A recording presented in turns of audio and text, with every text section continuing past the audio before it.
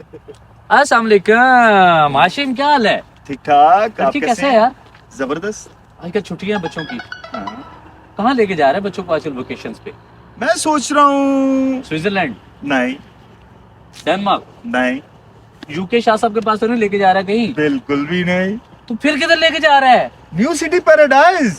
New city paradise में तो अभी कुछ भी नहीं है यार। भाई आपको नहीं पता, नहीं। लोकेशन फार्म हाउस है यहाँ पे, जहाँ पे हम छुट्टियां गुजारेंगे, फैमिली के साथ टाइम स्पेंड करेंगे। मतलब वो जो वीडियो में दिखा रहे हैं एक्चुअल फुटेजेस, जी। ये माउंटेन्स जी। और उसके टॉप के ऊपर वो जो वेकेशन हाउसेस बनाने जा रहा है सोसाइटी। बिल्कुल। अच्छा, वहां पे बच्चों को लेके जाएंगे? वहां पे लेके जाऊंगा, और प्लस आपको पता है कि रिवर बन रहा है, वाह जबरदस्त, ब्रिज बन रहा है, माशाल्लाह। और तो और ग्लो इसके ऊपर पार्क।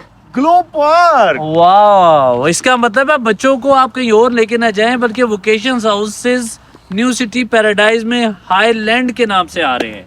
Thank you.